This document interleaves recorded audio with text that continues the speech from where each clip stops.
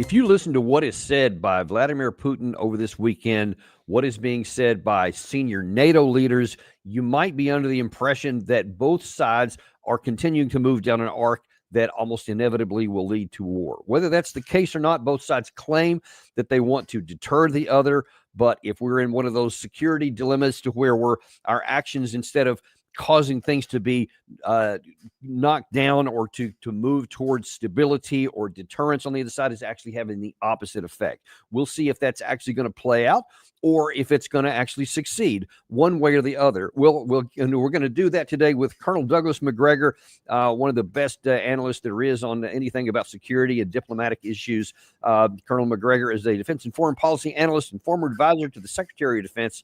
Colonel Macgregor, welcome back to the show as always. Yeah, good to be here. And I'm really grateful to have you on today because a lot of things have been happening over the last few days, over the weekend especially, and I'm real interested to get your take on some of this stuff because there's always what's said publicly, and then there's what's actually going on behind the scenes and what that's going to translate into on the ground. That's one of the reasons we love to have you on, because you cut through all that stuff and give us a really good assessment of it. I want to take off, first of all, on over the weekend, there was something put on by President Putin in Moscow. It was called Everything for Victory. There's this new movement that they have going on. There's called the People's Front. Then they're trying to mobilize the entire population to go on to Russia. Here's what Putin said over the weekend is the reason for he's doing this. The People's Front has truly become a massive social movement, thanks to the support of the vast majority of Russian citizens. Their desire to stand together for the principles and values that our ancestors passed on to us, to fight and work for the common result, the national success, peace and security of our children. I would like to note that since its creation, the People's Front has taken responsibility for solving the most complex and urgent issues, where it is difficult, where real, not paper, work is needed, where large projects need to be implemented, to respond to challenges, to unite the energy of people's aspirations. I repeat, the People's Front has become an effective institute of civil society, civil solidarity, consolidation, public participation, and control. Now, certainly for domestic audiences, those words would seem to be very appealing. But you were telling me just before we went on the air that there are different views in Russia about this. Well, I think it's important to understand that from the very beginning, President Putin declined to use the term war. He talked about the special military operation, and he was very sensitive to avoiding anything that would disturb domestic peace. In other words, he wanted to maintain the standard of living, ensure that everybody essentially got everything they wanted to eat or purchase or buy. They worked very hard to circumvent sanctions, which has turned out to be an art, and they've done that very successfully. Their economy is humming. Is it doing as well as he would like? Probably not, but by our standards, compared to things here where we're adjusting our GDP for the last quarter down to almost zero, I think they're doing very, very well. Now, there have been some developments. First of all, much to his disappointment, though I think he should never have expected anything different, he thought that he would be able to work with Donald Trump, and Donald Trump would work with him and bring this war in Ukraine to an end. Well, that hasn't happened. And the only way that the war in Ukraine is going to end is if the Russians end it. Now, I think that's coming. It's coming a little late, frankly, and that's the point. I spoke very recently within the last 24 hours to some Russians, and specifically one, with connections in St. Petersburg. And his point to me was very straightforward. He said, Americans don't understand that in Russia, people are discontented not with Putin personally or with his management of the economy or his overall competence. They don't understand why the war in Ukraine has taken this long. They think that if you're going to go to war, you should go to war. In other words, everything should be mobilized. Everything in the country should be committed to winning the war and ending it on terms that meet Russian needs. But the key point is winning it and ending it. This thing has gone on in the view of many, many Russians too long. That's not just the man in the street. That's people in his inner circle. That's people in the government. So now he's come out and said, well, now we're getting ready to go to war. Well, what's changed? Ukraine is not recovering. In fact, the latest figures I've received from multiple sources, including those in Eastern Europe, of people that have been watching this carefully, is that 265,000 Ukrainians have been killed just within the last 6 months. In other words, January through June. We're talking about 265,000 Ukrainian troops. This would bring the total of losses up to probably 1.7, 1.8 million. Wow. We find that incomprehensible, but I'm afraid it's not. And anybody who knows what real war is like knows from historical experience that's not outrageous. What's interesting is that the losses on the Russian side have been so minimal. And we think they may have lost 120, 130,000 killed, but that's starting back in 2022. Well, there's reasons for that, and we've discussed that before. Armies in retreat that are disintegrating, falling apart, they tend to take much heavier losses. Most of the German losses in World War II occurred in the last 9 months of the war, when things were falling apart and disintegrated. So that should not surprise us, but it does surprise a lot of people. Now, what does all of this mean? There's something else that's happening. President Putin and his leadership were understandably very focused on Ukraine. And being so focused on Ukraine, I think they took their eye off the ball in the Caucasus. They weren't watching carefully what Mr. Aliyev, the president of Azerbaijan, was up to. I don't think they really worried about it because Aliyev's father, who was a KGB major general, a member of the Politburo, and was viewed as absolutely loyal to both the Soviet Union and subsequently Russia, suggested there was nothing to worry about in Azerbaijan. Well, that's turned out to be wrong. The Azeris have formed a very close relationship with Israel, and that relationship also includes Greater Turkey, in other words, Mr. Erdogan. But primarily Israel and Erdogan and the United States all share a similar interest right now in Azerbaijan. That is to destabilize and harm Iran in any way possible. Well, what's the worst thing that could happen to Iran? Well, the worst thing that could happen to Iran is for the Iranian country, the nation itself, to break up. And we know for a very long time that Iran has had various pockets of nationalities, though well integrated and part of the Iranian national state and society, they nevertheless still exist. And that includes the Azeri Turkic population in northwestern Iran. There is now a definite, deliberate, conscious, use whatever terms you want, plan to invade northern Iran by Azerbaijan in the hopes of raising a rebellion in northwestern Iran, centered around Tabriz, which is the center of the Turkic population in northwestern Iran. There are lots of Azeris in Iran who are currently interested in this. So the threat to Iran is very real. That's one part of the problem. The other part of the problem is that Azerbaijan was already offering or providing a platform for use by the Mossad, MI6, and CIA against Iran. We're not sure how much was used. In other words, did they launch drones? Probably. But they certainly moved agents from Azerbaijan into Iran, which were then able to set up and cause havoc inside Iran during the 12-day war.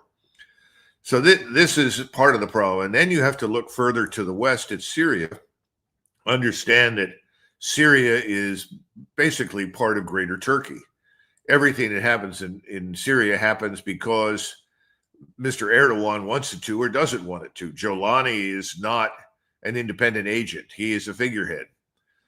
And Erdogan, for the moment, wants to get along with the Jewish state. However, there are limitations to his cooperation. And I'm sorry, Doug, Jelani is a figurehead, and who's pulling his strings? Erdogan. Jelani is just a figurehead in Syria that we, the Israelis, MI6, in other words, US CIA, and Erdogan installed. So Erdogan was always interested in dislodging Assad, but for reasons that were different from the Israelis. The Israelis are now in southern Iran, and they intend to stay there, or so they say. This is a permanent point of friction with Turkey. The Turks would like to see the Russians leave, but they don't want a confrontation with the Russians. But they would like to control what today we call northern Lebanon, as well as this enclave of Syria that touches the Mediterranean. So the Turks have certain goals in the region. The Israelis have their own greater Israel goals. Azerbaijan wants to create greater Azerbaijan as part of a greater Turkic enclave or confederation, if you will, with the hope of eventually exercising some degree of hegemony over the region.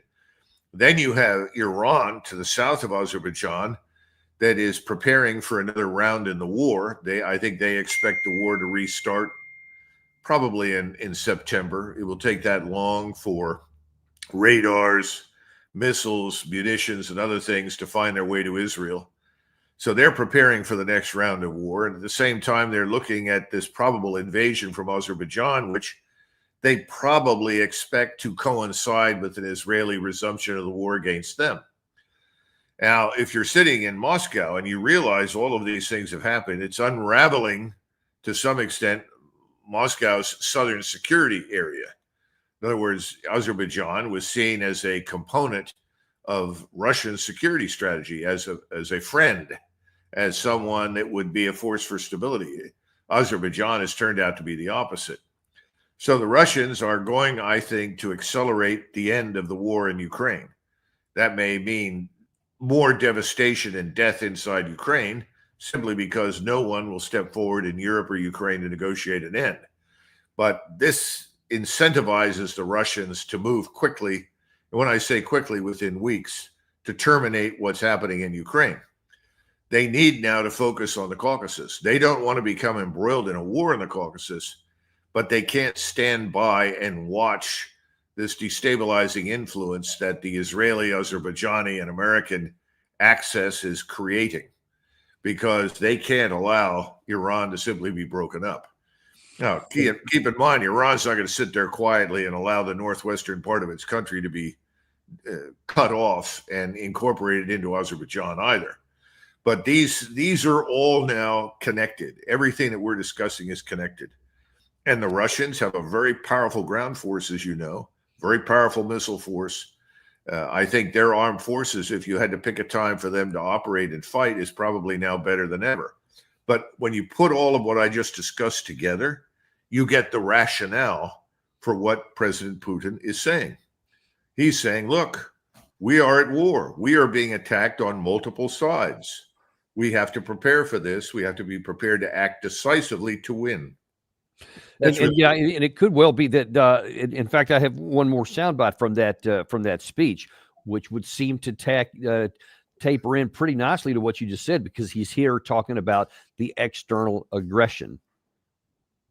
And when our country, our people faced a direct threat, increasing external aggression, new punitive operations against the residents of Donbass and Novorossiya, the People's Front undertook the very work, the very mission that it was obliged to undertake, because the People's Front is a part of our people.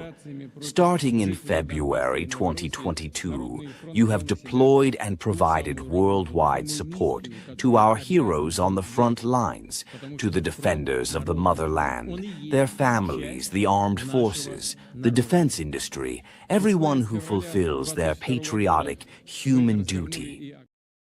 And he went on there to specifically talk about, I want to completely mobilize the whole population. Sewing battalions, private firms have been helping with drones, volunteering, vehicles, household items, etc. $2 billion, he says, has been destroyed of Western kit has been destroyed by these people, whatever. He goes on there to just really emphasize a lot of detail about how he's trying to incorporate everybody in there. And you're suggesting that this may all be timed now. And because that's the question, why at 3.5 years would you be doing this when it seems like, in one hand, that, maybe the Ukraine side, especially with those casualties, you can't sustain that, too much longer, I wouldn't think. But now then this is going up. So you expect that this could be rather a precursor to an increased combat operation in Ukraine? I think so, but I think it's also a message to us, Dan. He's not just signaling the Russian people that this is coming. There are many, many Russians that have said this should have happened 2-3 years ago. So I think that may not make everyone thrilled, but they understand what's happening. They understand the threats on all sides, the threats from the Caucasus, the threats from Eastern Europe. This is not new in Russian history. If you go back to the czars, particularly in the first half of the 20th century, I would say certainly up until the 1860s, the Russians were engaged militarily almost as frequently in the Caucasus and southern Russia as they were in Eastern Europe. They had problems on both ends. So this is not new, and I think they're prepared to handle it. But I think the message is being sent to us. You need to understand something, Washington. We know what you're doing. We understand the relationship between you, the Israelis, Erdogan, and Aliyev. In other words, Turkey and Azerbaijan. We understand that you want to destroy the unity, the integral state of Iran, because you also want to destroy the One Belt, One Road. You want to destroy the commercial and economic infrastructure that Russia and China are trying to build in Central Asia. You are trying to isolate us. I mean, that's really his message. And he's saying it's not going to work because we will fight.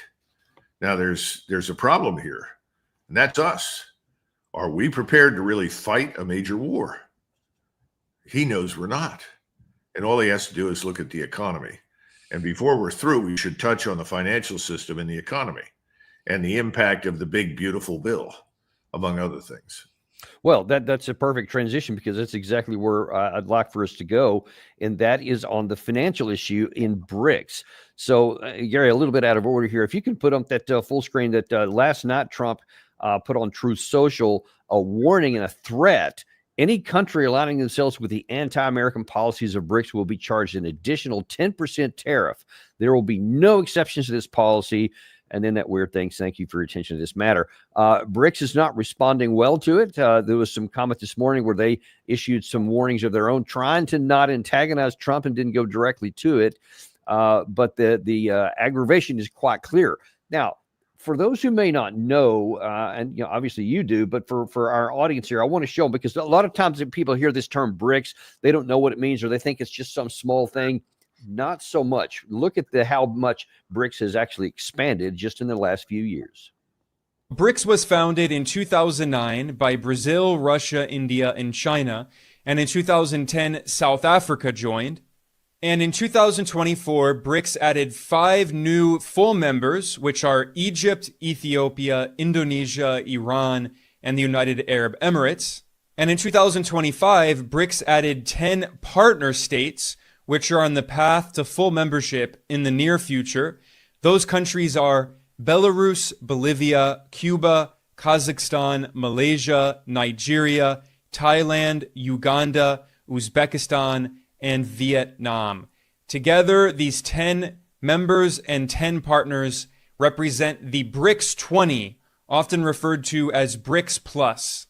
And together, the BRICS 20 make up more than 2/5 of the global economy.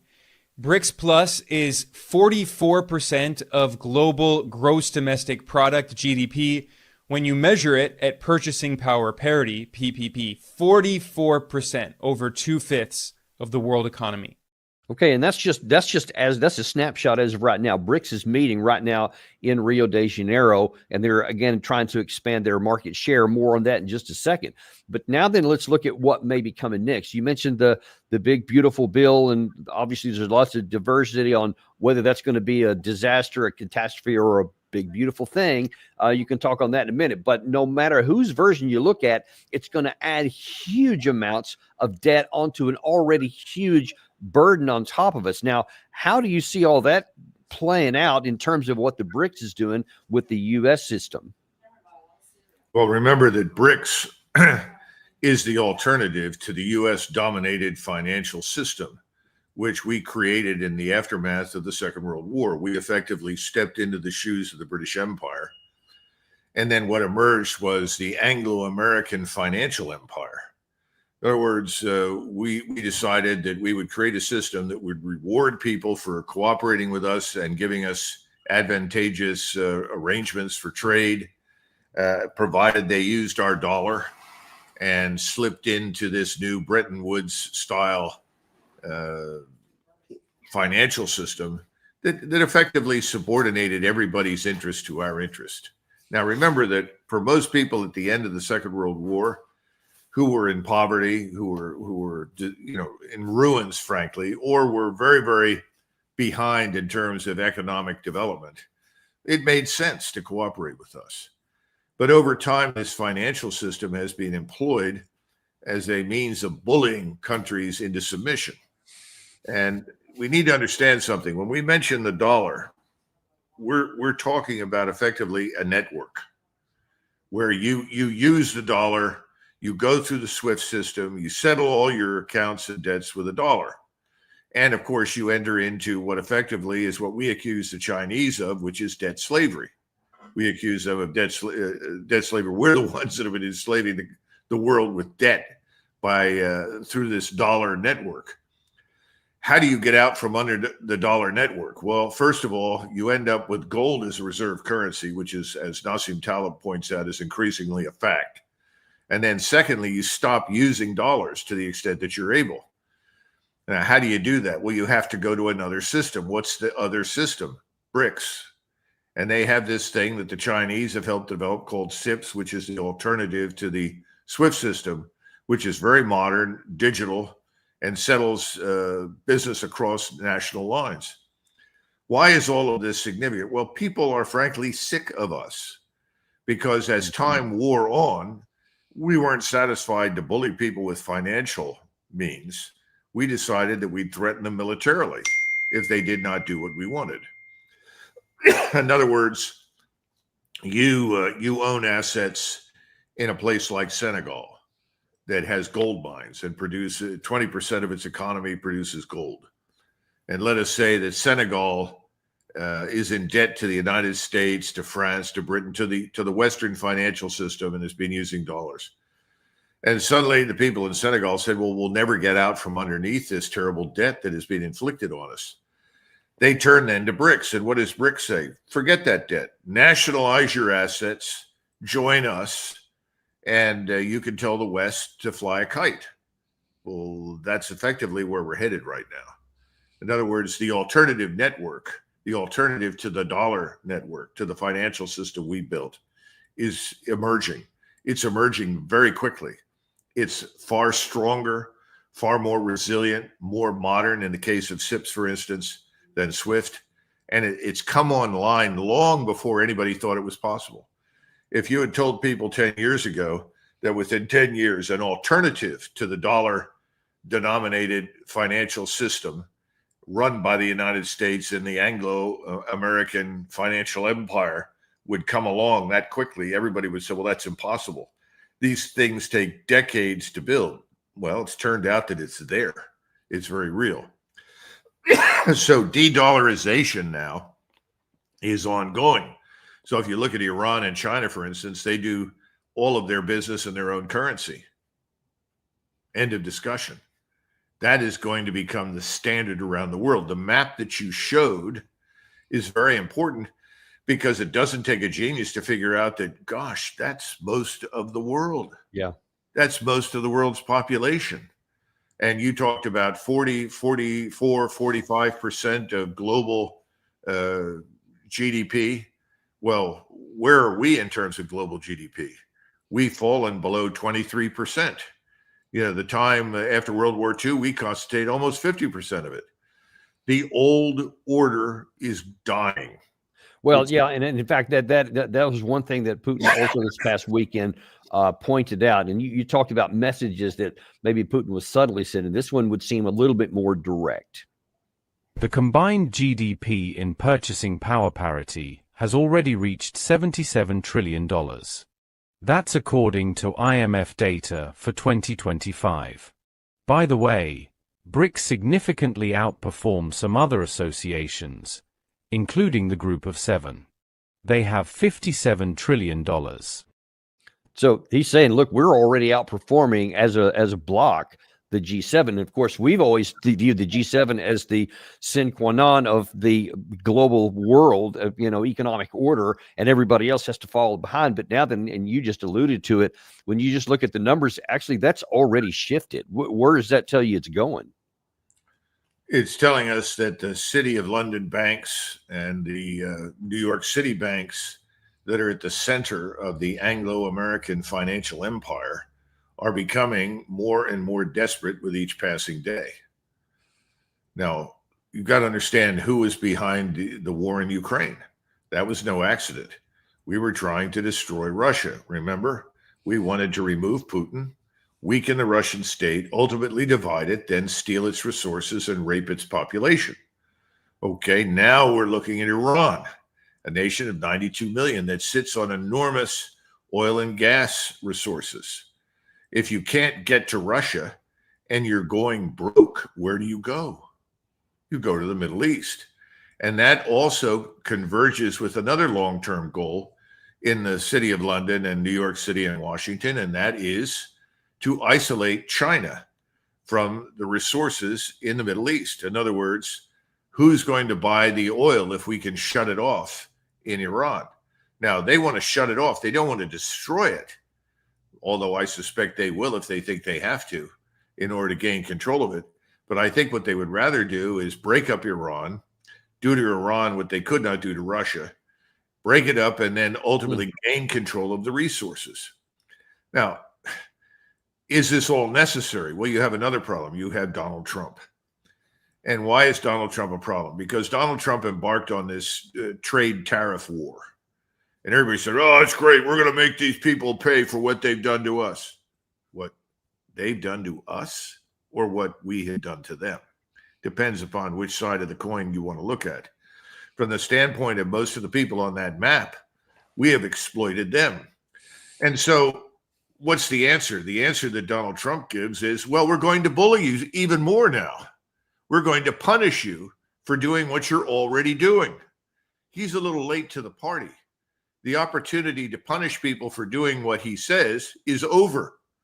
It's done. That alternative to the dollar network exists. It's over. So punishing people for what they've already done is not going to change a thing. And then finally, he has this obsession with American military power. We're the greatest in the world. No one can stand against us. We're invincible. We're the best. Well, how much longer are you going to be able to say that? Especially if it turns out it's not really true. Right. This takes us back to what we just did in Iran. Was that a demonstration of our power, or was it something else? I mean, after all, we called and said we were coming. We told them what we were going to target. As it turned out, most of what was in these places had been removed, certainly the enriched uranium. There was nobody present there, and the Iranians said, okay. And then the next day, what did they do? They said, we're going to Bahrain. And they destroyed what was there. And of course, they knew we had already evacuated. And at the time, nobody seemed to understand that neither we nor the Iranians at that point really wanted to go to war. But is that acceptable to Netanyahu? What did we achieve for Israel? I mean, after all of this is about Israel. Would we be at Iran for any other reason? No, Right. I don't think so. Certainly not. No. You know, why would we want to back an Azerbaijani invasion of northern Iran? Because Israel wants it. I mean, let's get down to basic facts here. So now we've got Mr. Netanyahu in Washington, and people are saying, well, what's Netanyahu telling Trump? I think he's telling Trump, you know, this is unacceptable. We have not fatally wounded the animal. You know, this is, if anything, a minor wound, and the animal is recovering. We have to finish off the wounded animal before it completely recovers. Right. Yeah. And I'm actually going to take a look at that in just a second, because we're going to talk about Netanyahu's visit and several other factors that go along with that. But I'm wondering to what extent this next piece here, because we looked at the Russian portion of this, we looked at the BRICS issue and how the economics face, but then you look back to the military thing in the Western alliance with NATO. And you just mentioned that we claim that we're this most incredible lethal force in the history of the world, et cetera. But now we're going to more than double what we've been spending, allegedly anyway, over the next 10 years, which would imply that you're not all that great. But interesting in the way that Mark Rutte puts it here. And for the benefit of our viewers, you and I were chatting just a little bit before we came on air, that there is two separate entities involved here. There is Western Europe in terms of the people, and then there's Western in terms of the global elite who want to try to rule over all this stuff and continue to do the role they've had since World War II. How do you see this comment from Mark Rutte here, talking to a New York Times reporter on terms of what he wants to take the whole continent and where he wants to take the people to? Notice this. We have an enormous geopolitical challenge on our hands. And that is, first of all, Russia, which is reconstituting itself at a pace and a speed which is unparalleled in recent history. They are now producing 3 times as much ammunition in 3 months as the whole of NATO is doing in a year. And don't forget, Russia is only the size of the economy of Texas, 2 trillion, and the whole of NATO is 50 trillion. So this is unsustainable. But the Russians are working together with the North Koreans, with the Chinese and Iranians, the mullahs in Ukraine, in fighting this war, unprovoked war of aggression against Ukraine. So here, the Indo-Pacific, your Atlantic are getting more and more interconnected. We know that China has its eye on Taiwan. Given this whole geopolitical setup, there is no way we can defend ourselves if we would stick to this old 2%. So when it comes to core defense spending, we have to move up to 3.5%. And then, of course, there is all the defense-related spending, because a bridge needs to hold a tank if it crosses the bridge. We need to develop the defense industrial base. We need to spend money on cyber, on a hybrid. We need to prepare our societies at large, so beyond the military. And that's the extra 1.5% leading into the 5%. So yes, this is an enormous amount of spending, but if we don't, we have to learn Russian. That's the short summary. So that's the short deal, that Russia's definitely going to come and they're going to conquer all of us, and China's going to take Taiwan. And so I don't know why NATO has to worry about that, but that's what he cited here. And he wants to mobilize the populations of Europe. What do you make of all that? Well, let's set aside the what I call the Anglo-American Israeli narrative about evil Russia and Iran and everything else, and let's look at it from a slightly different angle. When President Trump decided to push ahead with what he calls the big, beautiful bill, he signaled unambiguously that we had abandoned any pretense of fiscal discipline, of any pretense of dealing decisively with our sovereign national debt. So what is Rutte doing? He's doing the same thing. He's saying it doesn't matter that we're all heavily indebted. It doesn't matter that we've deindustrialized ourselves, much as we have, by shipping our manufacturing base overseas. None of these things matter. What matters is we now have to spend outrageously on the military power, on military industrial power, in order to confront this great threat that is looming in the East. Is it really about Russia? I don't think so. I think it has a lot more to do with how do these globalist elites stay in power? How does Starmer stay in power? How does Macron stay in power? Or this prize fool Merz? There is no enemy, and the enemy is not coming. If there is an enemy of civilization in Europe, it's the millions and millions of people from the Middle East and North Africa that have poured into Europe. And the Europeans were all told that if you don't accept these people and allow them to come in and take over your society, you're a racist, you're a Nazi. Well, that no longer works. The populations in Europe have said, enough. We can't deal with this. This is going to ruin our society. That's not what we voted for. The problem is that no real alternative that is backed by serious money and organization has emerged. There are alternatives, but they're not adequately supported. And in each of these countries, France, Germany, Great Britain, they have managed to maneuver to keep the usual globalist elites in power because they have the same problem we do. They have uniparties. In other words, if you're not in the alternative for Germany, Alternative für Deutschland, then you're in the uniparty. And the uniparty is keeping the AfD out of power. The uniparty is going to keep every nationalist in Europe out of power because nationalism is bound up with national identity, culture, religion, way of life. Nationalism is the enemy that they cannot ultimately defeat, but they're going to try to do so by focusing everyone on this phony external enemy called Russia. And again, why are they so opposed to Russia? Because Russia is a national Russian state that rests on a foundation of Orthodox Christianity. And it has been successful at integrating Muslims into its society in an effective and positive way, to the point now where your Muslim population of 20 million inside Russia's 140 plus million is no less nationalistic and supportive of the Russian state than the Orthodox Christians. The point is, they're going to lose. Ruta is doomed. All of these people in Western Europe that are in this government are doomed. Unfortunately, they're going to continue to run these economies into the ground. Donald Trump is running us into the ground because they've all done what Donald Trump has done, thrown fiscal discipline overboard. It doesn't matter. We can spend as much as we want on the military, and we can still maintain everything that we have, our standard of living, the access to the high-end goods, access to all the food we want. And Dan, I don't think that's true.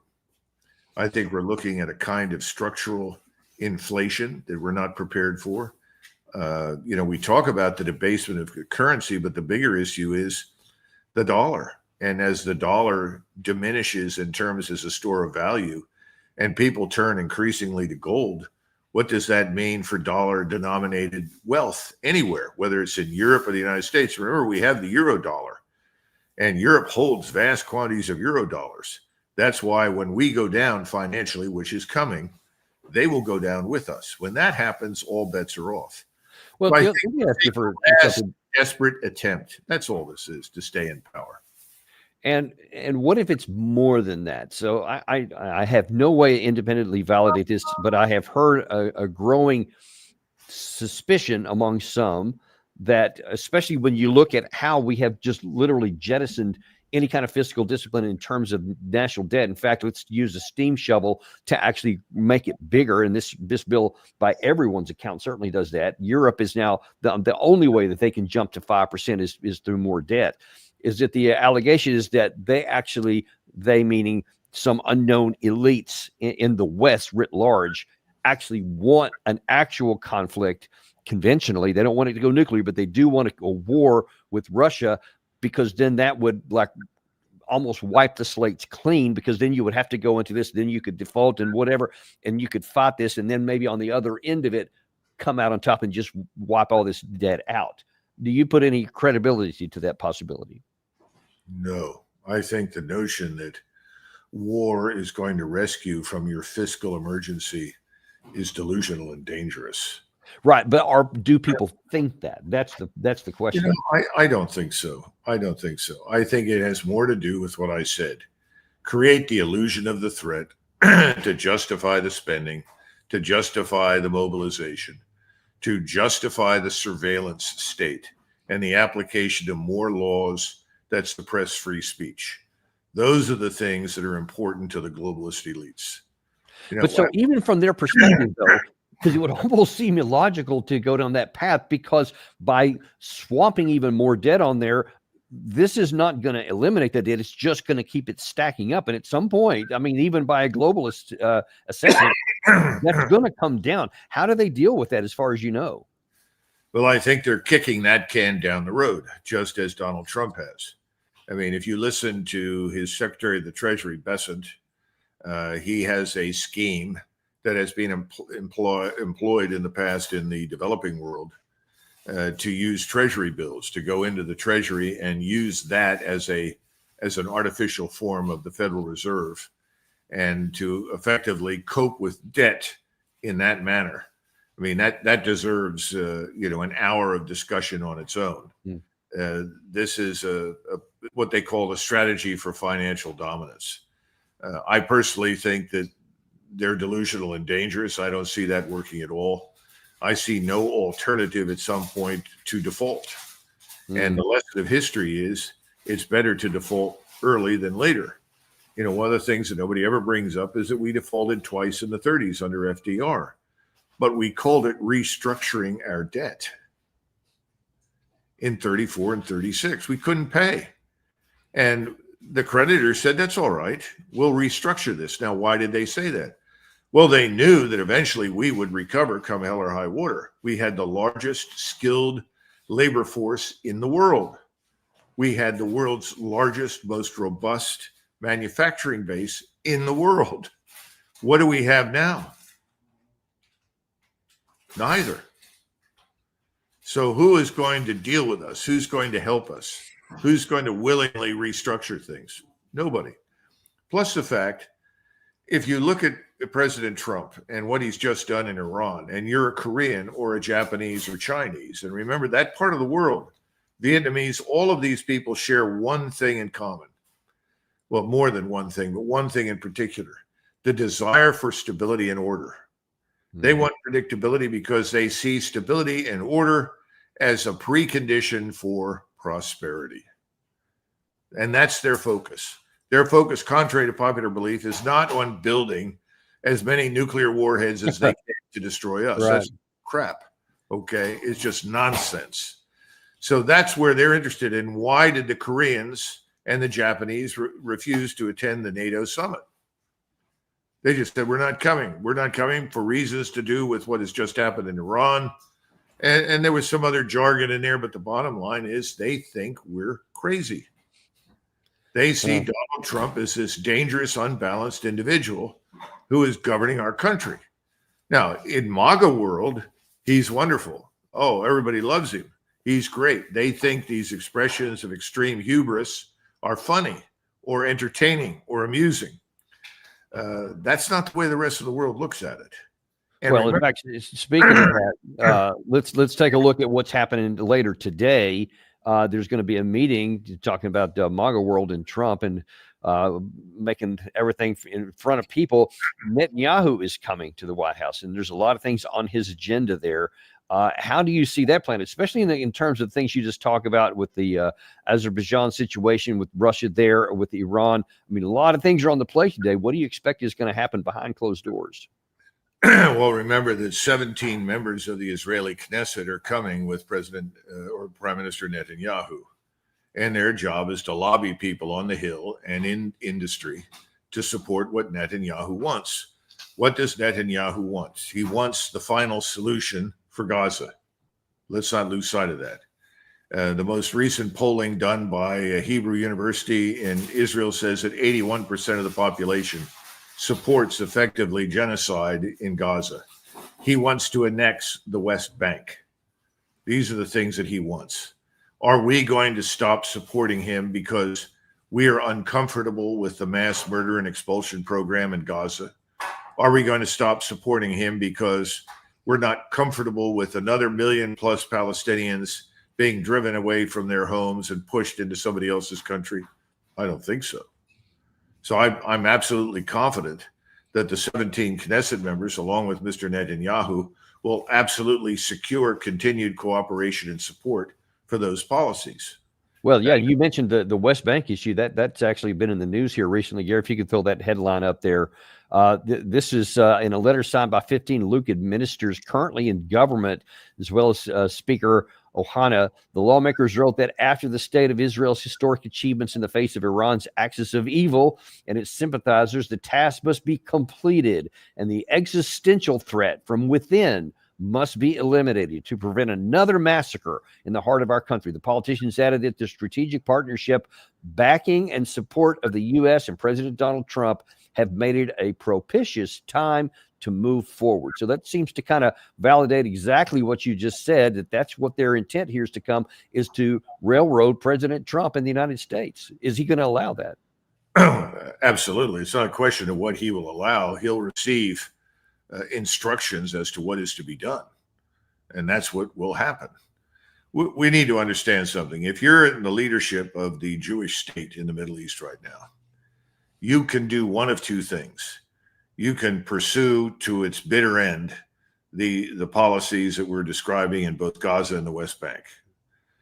You can pursue to its bitter end the destruction of the Iranian state in some way. We call that decapitation, regime change, whatever you want to call it. If we can break up the state, if we can create anarchy and chaos down there, whatever is required, with the help of Azerbaijan and the Turks, that's what we're going to do. And we are going to support that because the Jewish state understands that right now they have effective control of us. Let there be no mistake about it. The Hill and the White House are captives of the Israel lobby. If you look at key positions, the key people that surround the president, key people in the bureaucracy, defense, the State Department, so forth, all of these people are creatures of the Israel lobby. Then you go across to the Senate, you start adding up, looking at the names of who's going to pass what legislation. You saw that in the interview between Tucker and Senator Cruz. I mean, these people are all alike. They have benefited in material and political ways from the connection with the Israel lobby. They are going to do what the Israel lobby wants. So these things will happen. So what do you think of President Trump's claim over the weekend that I think that when Netanyahu comes here, we're going to get a ceasefire, 60-day ceasefire in the Gaza war leading to an end of the conflict? What do you make of that? Well, you may get some kind of ceasefire, although none of the ceasefires that we've had were very meaningful.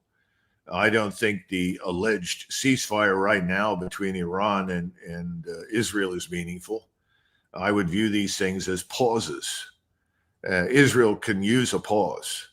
It's going to take between now and sometime in September for the Israelis to regain the missile arsenal, the radars, the integration, all of those things that are necessary to protect the Jewish state in the Middle East, and also sort of reinforce its striking power in the air and with missiles. That takes time. They absolutely need this pause. We kind of need a pause, but they need it more than we do, and we will shift whatever we have to them, and they know that. At the same time, whatever we have will be on standby for them at sea or in the air, and potentially even on land, depending upon where you are in the region. So I see September as the point when all of this sort of breaks into the open. So a 60-day agreement with Hamas is eminently possible. The problem is that Hamas knows that. Hamas wants an end to the war. They're not going to get that. They are scheduled for extinction. The only way out for Hamas and the people that live in Gaza is death or expulsion, one of the two. And that's the Israeli position. That is our position. We support it. Same thing is going to become true increasingly for the West Bank. And the same thing is effectively true for Iran. Either Iran collapses, disintegrates, or, we fail. And effectively, Trump was seen as having failed. Now, in reality, he didn't, because he bought the Israelis time, which they desperately needed. They needed the break in the war with Iran. And they still need time right now. Iran is pretty much recovered from what it went through during the 12-day war and is going to be much stronger, much more resilient, much more robust in the future. However, it has a vulnerability, and that vulnerability right now is northwestern Iran and Tabriz and the Azeri invasion. Now, I don't think the Iranians are going to take that sitting down. In other words, I think they'll react very, very decisively when the time comes, and that may mean missile strikes on Azerbaijan that the Azeris may not have reckoned with. We'll see. But the point is, this is where things are really headed. And what we do now is tactical. Strategically, the path into the future is set. What I described is where we're headed, what's going to happen. Our vulnerability, aside from potential weaknesses in the force structure and problems with the armed forces that we don't need to go into right now, the larger issue for us is financial. And since we've abandoned any pretense of fiscal discipline and we're piling on more debt, we are on the edge of the abyss, and we're going to fall into that abyss. And I don't know exactly when it happens or how it happens, but renewing your threats against nations with tariffs, reinvigorating the wars overseas and continuing to fight the ones that we've got. All of these things are going to coincide with problems here at home with the financial system. Jobless claims are up. The real estate market is grossly overpriced. So is the stock market. Everybody says, well, the stock market's way up. Remember that stocks, investments are emotional events. Right. People emote. It doesn't matter what reality is until reality bites you. And when reality bites, everything is over. But for the moment, it's all emotion. And when President Trump made the statement, I'm going to appoint someone to replace Jerome Powell who will cut interest rates, everybody goes to the market and buys, and the market goes up. But we don't control interest rates. The market controls interest rates. Why would we be able to hold interest rates down with the Fed and then watch yields rise in the bond market? You can't explain that except to recognize that what the Fed is doing is no longer meaningful to people that we're asking to invest in our bonds. And that's why this new strategy hatched by Secretary of the Treasury Bessent to avoid the bond disaster is underway. Now, I don't think it's going to work. I think the bond market's going to explode. The foreign investment that we need to sustain ourselves is not coming in. Yeah. I don't see that changing.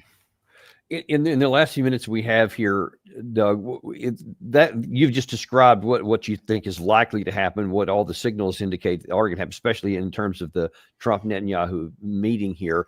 But if the government was actually following an America First agenda, what should the Trump administration do with this visit with Netanyahu? Well, first of all, they're not following an American First agenda. If there were an American First defense policy or foreign policy, we would not be unconditionally bankrolling whatever the Israelis want to do. We would have been taken in by this event on 7 October in 2023 initially, but I think our intelligence would have discovered that this was allowed to happen. The Israelis are not incompetent. They had plenty of warning. They knew what was coming. And then, of course, as Max Blumenthal has pointed out, much of what was reported about that event turned out to be utterly false. And they weren't satisfied just to say, look what happened. They wanted to elaborate because they were trying to mobilize their country and the United States and the West in their behalf. Now, I think a lot of that is worn off. But remember that the problem in the United States has always been the same. If you don't kill large numbers of us on a given day, if we don't lose 500 or 1,000 men in 24 hours, what do we care what happens overseas? Most Americans simply don't care. You know, this goes back years ago. I remember when Newt Gingrich was trying to confront Bill Clinton over the budget. And Newt Gingrich did something everybody advised him not to do. He effectively shut down the government. Do you remember that? Oh, yeah. And definitely. Ultimately, the winner in this contest was Bill Clinton. Bill Clinton said, fine, go ahead, shut down the government, see how that works out. Give me a call. And eventually they called and said, oops, this is a mistake. Why? I listened to a young man on a bike in San Francisco or somewhere near San Francisco. He was stopped by a reporter on the street, some local station, and he had a case of beer strapped to his bicycle. And they said, sir, what do you think about the government shutdown? He said, well, it doesn't really affect me. I don't care. He said, you don't care? He said, well, look, I got a case of beer. I'm going to go home and watch the game. That's where we are. We're still there until something really shakes us up. FDR had this problem in the 1930s. He had to bring on Pearl Harbor. Now, he didn't know it was going to be Pearl Harbor. He thought it was going to happen first in the Philippines, but he did everything he could to goad the Japanese into war. So much so that in June of 1941, when he made it clear we're going to embargo the Japanese, no more oil, tin, rubber, everything, that Marshall called the CNO and said, we need a joint planning conference. They had a joint planning conference, said, we know what's coming next, war with Japan. Now, that's fact. They knew it was inevitable once that embargo was imposed. And everything was done to stall, to obstruct, to disrupt any kind of negotiation with Japan that might have led down a different path. And the Japanese, as we know, attacked. And remember what Hirohito said after the attack. Well, we've launched our attack. We've made our point. Now we want peace. And what did Donald Trump say? We made our attack. That's it. And now we're going to have peace. It's back to Donald Trump's theory of warfare. bomb in the morning, send coffee and sandwiches over in the afternoon, and by 6 p.m. you have a peace agreement. No. Impossible. Yeah. What we're seeing is really what a lot of people are pointing to and saying, this is the beginning of World War III. What's happening in the Middle East, not what's happened in Ukraine, but what's happening in the Middle East. And could that have an impact in Ukraine? Of course it can. It's going to end the Ukraine war sooner. In other words, the gloves come off, it's over, done, because we Russians are focusing elsewhere. But in the meantime, the globalist elites will use all of this as a justification for more spending and a larger surveillance state and laws against free speech.